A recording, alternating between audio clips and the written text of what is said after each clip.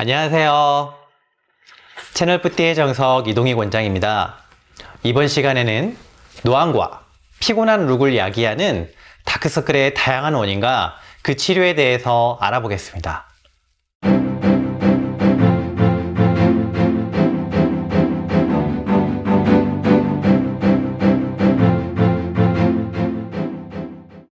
눈 주위가 퀭해지는 원인은 무엇인가요?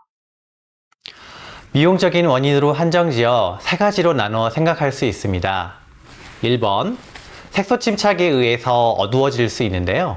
비염, 결막염, 아토피 피부염 등 있는 경우에는 본인도 모르게 눈을 비비게 되면서 눈 주위 피부가 어두워지는 경우가 있습니다.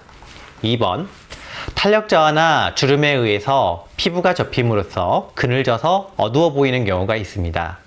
마지막으로 눈 주위 볼륨 저하가 생기면서 어두워지는 경우가 있는데요.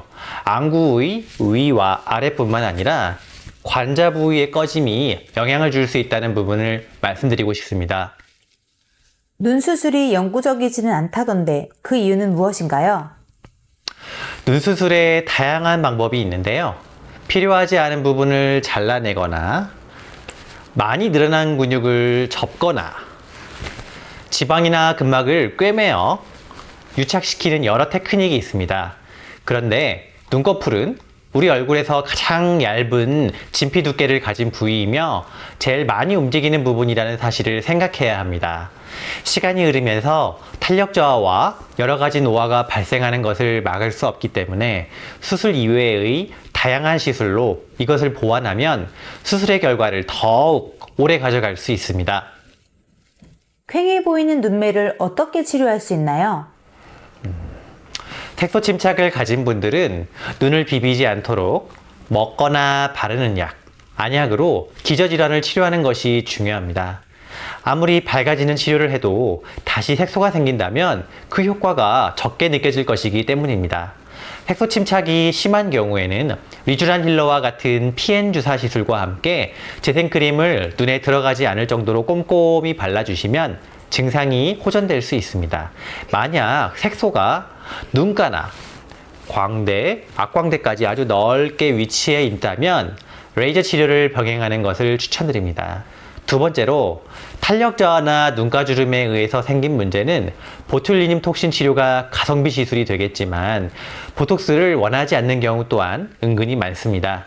그런 경우에는 시술받은 티가 나지 않는 3딥과 슈링크와 같은 에너지 베이스드 디바이스 시술을 반복하시거나 스킨 부스터 시술인 레스틀렌 비탈라이트 혹은 콜라겐 부스터인 스컬트라나 레티젠을 시술하는 경우 또한 많습니다. 마지막으로 눈 주위 볼륨 저하는 눈 밑 앞광대, 상안검, 관자 부위까지 전반적인 상태를 확인한 후 필요한 부위에 자연스럽게 조금씩 레스트렌 아이라이트와 같은 허가받은 히알루론산 시술을 하거나 콜라겐 부스터를 이용해서 전반적인 교정을 하게 됩니다. 얼굴의 근육과 지방과 뼈가 줄어들어도 피부가 같은 정도로 줄어들지 않기 때문에 이것을 원래대로 회복시킨다라는 컨셉으로 치료하고 있습니다. 치료 후 주의사항은 어떤 것이 있나요? 피부가 건조하지 않도록 아침 저녁으로 항상 재생크림을 사용해 주세요. 화장을 해야 하거나 레이저 치료를 받고 나서 일시적으로 건조함을 잘 느낄 상황이라면 스프레이 타입의 재생크림을 잘 활용해 주시면 베스트입니다. 점심이나 오후 쉬는 시간에 칙칙 뿌려주시면 피부에 보호막을 더할 수 있다는 꿀팁 기억해 두세요.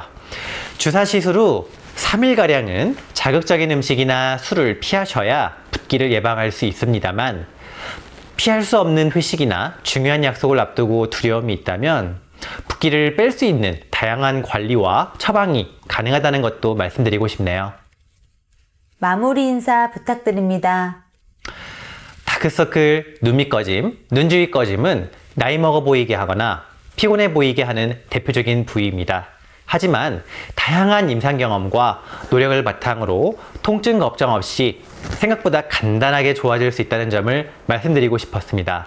채널 뿌띠의 정석, 다음에도 유용한 정보를 제공해 드리겠습니다. 바이바이.